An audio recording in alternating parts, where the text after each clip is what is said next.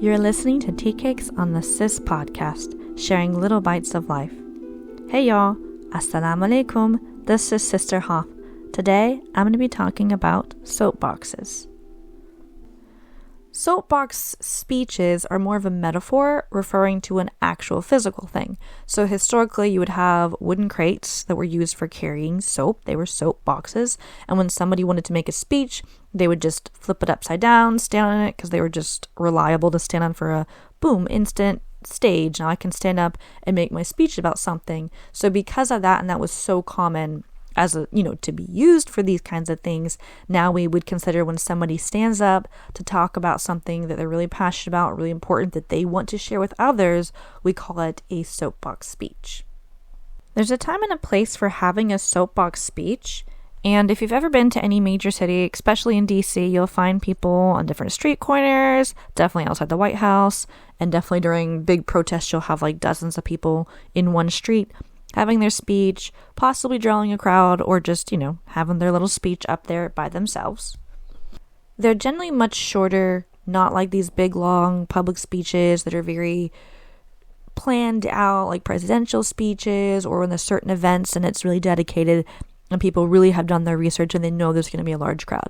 Soapbox speech, you're just hoping that you can draw a crowd, and that the people who need to hear your message, hear your message. That's kind of the big picture of having a soapbox speech. I've had a lot of little soapbox speeches, mostly like with my circle of people, and I have some like I've mentally prepared in the event I need to. They're somewhat prepared. I usually just kind of make it up as I go.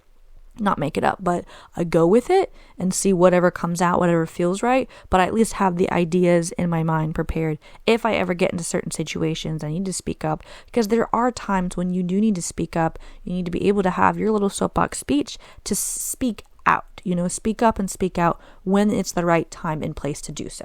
Throughout history, most definitely you have heard about different people's speeches and women speaking out for a lot of things, speaking out for women to have a voice, because for a long time, historically, women didn't have a voice. It took people with the confidence, and yes, women from all different backgrounds and races and ethnicities speaking out, saying, hey, we're women, we do have a voice, and we should be heard. And that empowered other women to do the same and to not be afraid. Now, obviously, you draw a line with like violence and aggression and certain things, but there's a peaceful way to go about it, but still being firm. That was the big thing that was consistent with these women, that they were firm and that people felt the passion, people understood. Did everybody agree with things? No. There's a lot of people that put a lot of hate on Greta Thunberg and her big, against the climate change. Like, how do we address this? How do we fix this? And that we as a people are able to deal with it. Just like October is Domestic Violence Awareness Month, and I really try to get into conversations with people to spread awareness. I don't try to make people uncomfortable with it, but it's one of those things that is 100% treatable and preventable as us by human. We just have to continually raise the awareness for this. When I was in university, I attended a town hall meeting that was hosted by the Diversity, Equity, Inclusion Council for leaders in the student organization. So I attended this. Everybody's standing up, talking about their issues and concerns they have, and the council members who were there gave like these beautiful, eloquent, well-worded responses saying, trying to empower the students. And, people were nodding heads and like, okay. But yet people were still continuing to stand up and address their issues. You as the students, you need to get together to stick up for these things, continually to talk about it and spread awareness and address these issues. And I was honestly fed up with the responses that they were giving. So I finally got the nerve, after listening to people, especially people from the organizations representing minorities. I got up and I'm a full niqabi. Like, I completely cover my body head to toe. I stood up and I was like, hey y'all, my name is Hoff. I'm a white girl. Like, that was literally the first thing I said, because I needed to let people understand. Well, not that I'm a white woman, I'm gonna say whatever I want, but because I know people judge instantly.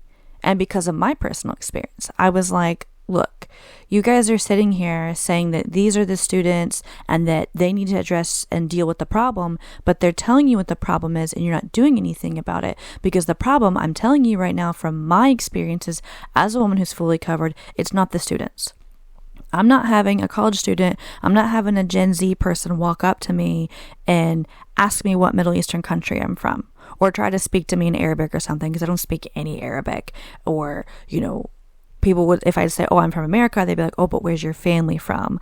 Y'all, my family has been here for like 300 years. Like, tell me where I'm from, please. I'm a little bit of every part of Europe in me somehow. If I don't belong here, most of y'all don't belong here. And it was very frustrating dealing with that. But I addressed the people, and I kind of told them, I definitely went off. I got very passionate, very angry. I was like, look, you guys need to handle this. You say that you are here to help people. Well, you need to do the campaigns. You need to talk to your staff and your faculty, because those are the people talking to me. Those are the people making these comments to me. I definitely have plenty of soapbox speeches with my Muslim friends. And I'm like, look, I don't have non-Muslims criticizing me or asking me why I'm dressed the way I dress. It's actually other Muslims, who ask me why I dress the way I dress. I talk with my Christian friends about like how you're behaving and how you're acting. You're representing an entire belief system. We as Muslims, we're also representing an entire belief system. And when you're going around with this nasty attitude, that is just speaking so much about your religion that's not even true. Like, religions are peaceful, right? And there's a code and a way that we should follow things and how to treat other people, but it's people's bad attitudes and mistreatment of others that's putting this bad name, and we're not speaking out against it. So I definitely have a gajillion soapbox speeches that I have, and for young women and for people and how they behave. And I do soapbox speeches for older people as well. It is not disrespectful to demand respect. There's a way to do it. I'm not going to allow somebody, I don't care how old you are, I'm not going to allow you to speak ill of other people and to talk down to people and to basically spit in people's faces. So I'm going to stick up and I'm going to say things. I try my best to say it graciously, but definitely in a way that kind of makes people check themselves, because I appreciate that when people do that for me. When I listen to speeches that people have and then really evaluate what they're saying and the passion and try to understand where that they are coming from. So I guess to kind of wind all this down is that when you have something that's really important to you, speak about it. Talk about it. You know what? Talk with your friend circle, people who agree with you. That's fine. That helps you to find your voice. And maybe you're going to inspire that person to go and write a newspaper article, or write a magazine article, or post something online, or make a video or something, and start like a chain reaction to talk about issues that matter and things that are important, to bring that awareness to people. So, soapbox speeches, this is my soapbox speech about soapbox speeches. Don't be afraid of them, right? And there is a time and place for you to be able to do that, and get yourself, I guess right now, mentally prepare yourself so that you can stick up and say things and not sit there in silence. Because when there's something that's important, when there's a big issue that should be addressed, somebody needs advocacy and they need somebody to help advocate for them, you might be that person.